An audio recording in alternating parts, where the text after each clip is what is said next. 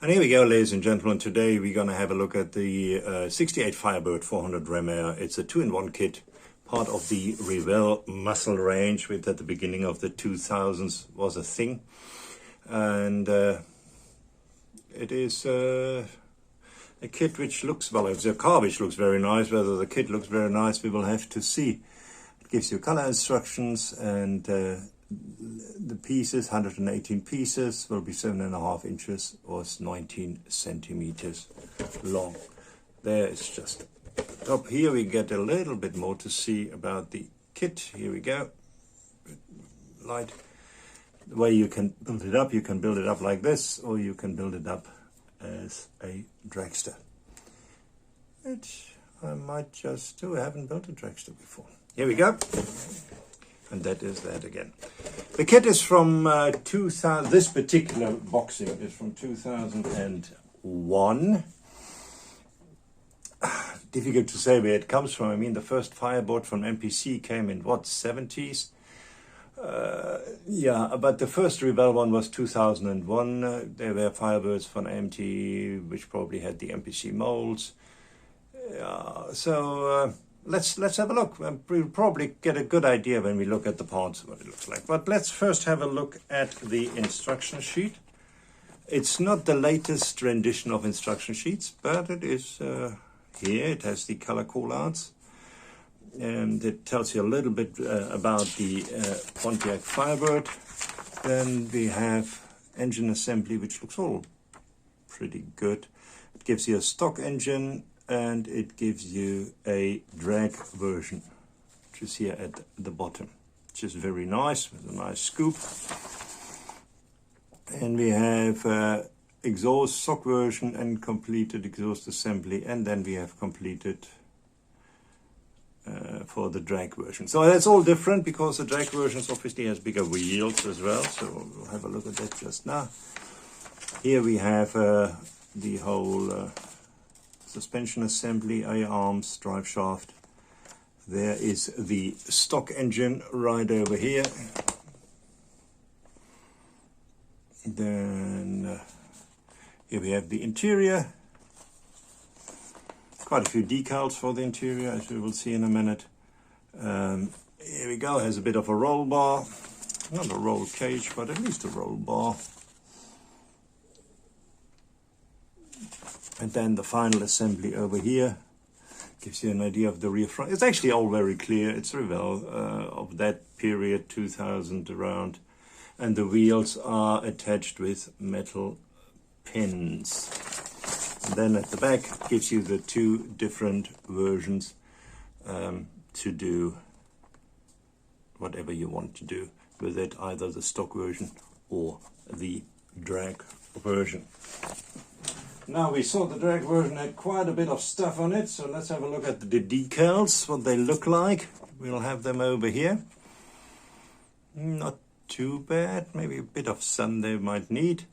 And we have, as you can see, we have dashboard decals, we have red walls, tires, we have obviously stripes, if that is your thing. We have a lot of sponsor decals. We have white letters here at the bottom. Lots of white stuff. Let me have a look if I can see here. Yeah, numbers, AMP, and so on. And as I say, a lot of sponsor decals. And as I said, what is very nice, we have some engine details which we can use. We have some interior dashboard details and some other stuff on here. So that looks like a very comprehensive decal sheet. Then we do that at the end. So let's have a look at the chrome. Has wheels, lots of them. Here you go. We have 6 wheels. These are the wheels for the stock version. These two would be the wheels for the dragster version. Guess these are the wheel backs. So if you use the wheels for the dragster version, you'll probably want to paint this black. Don't want to have it silver behind there. It would be nice if you could see the breakthrough there, but I'm not quite sure that this will be possible with this kit. The chrome itself is nice. There's always the attachment points, but they should be alright for wheels. That shouldn't be too much of a problem. These obviously come with tires. Here we are. Here we have the two big ones at the back, and here we have the four smaller ones. If you want to only build the stock version, you just use all the smaller ones. Otherwise, you use the big and the small. Big and littles. It comes also with pins, which I've put somewhere. You just have to trust me on that. There's a little bag with pins as well. But let's have a look at the rest of the chrome. You have a chrome oil pan.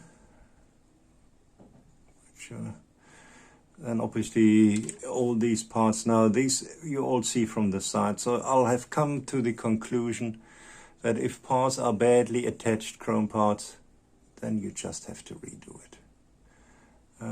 They could do it differently. They could attach it on the inside. They just don't. So we have to dechrome all of these in bleach and then rechrome all of these. Yeah. Let's have a look at the front part. Here we go. The attachment points here at the bottom. Probably need to look at either rechroming this or being happy with those. Try to fill up with Molotov. It never looks the same, but yeah, you can obviously do that. Another chrome parts for the engine right over here. The chrome is very nice. The attachment points are obviously a bit of an issue. Always have been, haven't they? Here we go. Here's the insert pan. It has sides which you can detail very nicely. I like that. The back seat. Look at that firewall. There's actually not bad detail on that firewall, and there is more stuff coming on it. And here we have the dashboard right over here. That doesn't look too shabby either, does it? I think it looks very good. And gives you a chance to detail, and as we have seen, quite a few decals there as well. Flash is minimal, if any. So that is not an old. Here's a bit of flash if you want to see flash there, a tiny bit right over there. Nothing which you can just easily clean off. And there we have the chassis bottom right over here. Huge tank over here. And some minimal detail here at the bottom.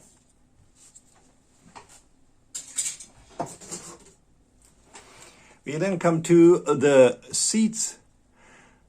You can see there are different ones. You have either the racing seat for the dragster, or you have the normal seat for the stock version. You have the console.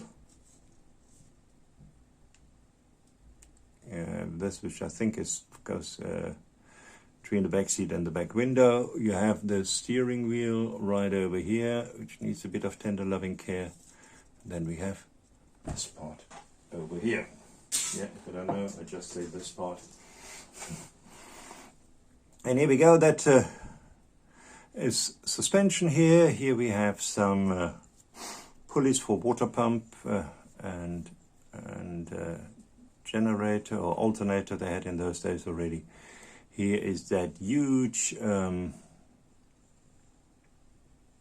air filter lid.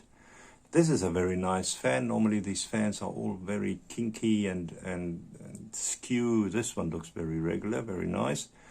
The bar, here is a Pontiac grill, and here the shroud for the radiator. It's all there, it's all there. Let's have a look at the engine. Well, that's a typical V8 Revell, probably a 400 cubic inch.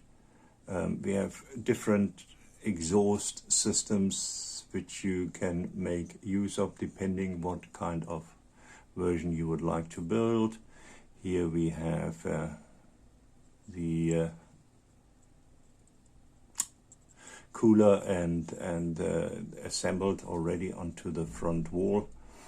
radiator, here we go, it did come back to me. And here another different exhaust system right over here from that one. Cool.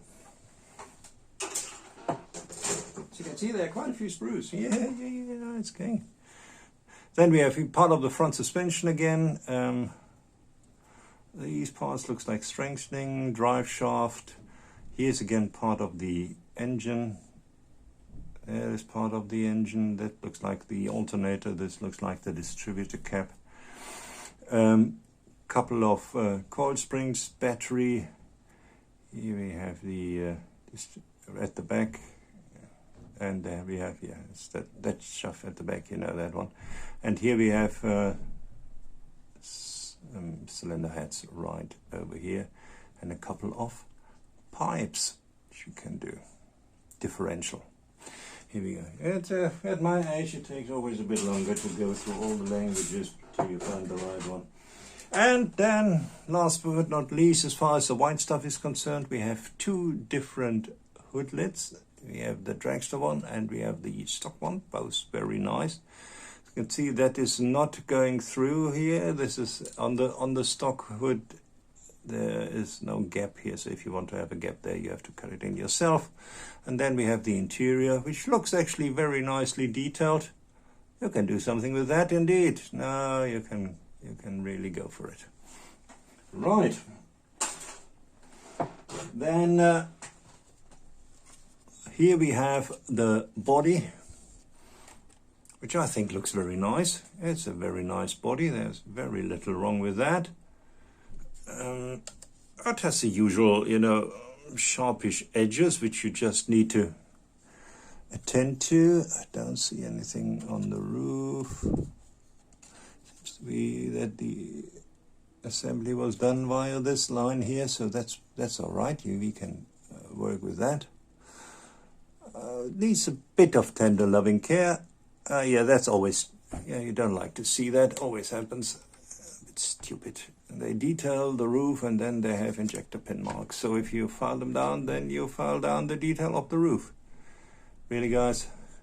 Anyway, that's what that is. Otherwise, it looks very nice. And then we have the glass. We have the normal light covers right here in front. Not bad. We have red lights for the back. Here we go.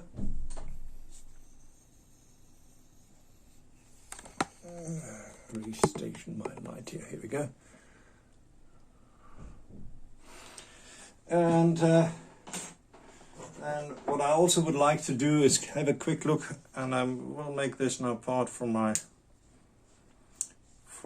all of my reviews. Have a look how the windows fit, because any of the other parts you can always improvise or make them fit. With the windows, you don't want that. So let's have a look how the windows fit. We'll take the front window. Here we go. Put it in like that.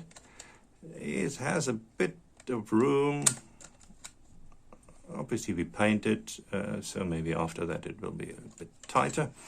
But it fits, so there's no problem with the fitment. I know some guys have struggled with Nuno kits lately. Don't get the windows in. None of those problems over here. And then the rear window also fits very nice and tight, which is awesome. That is actually a bit too tight once it's painted, but yeah, we'll work that as it comes.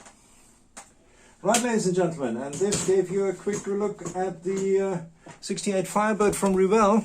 This is the 2001 kit, if you see it somewhere. There are reiterations out. Let me have a look for you. Up to 2012 is a 68 Pontiac Firebird, which looks very nice, mind you. Oh, it's the Foos edition, though that is the last one from 2013 in that range. But this is the first, I guess, of this particular range, looking at the parts. This is not the 1970s mold, so 2001, 68 Firebird from Revell. You saw it. Looks a decent kit. I think it will be a lot of fun building this. Well, thanks very much for watching. Hope you guys have a good time. And greetings from Cape Town. Bye.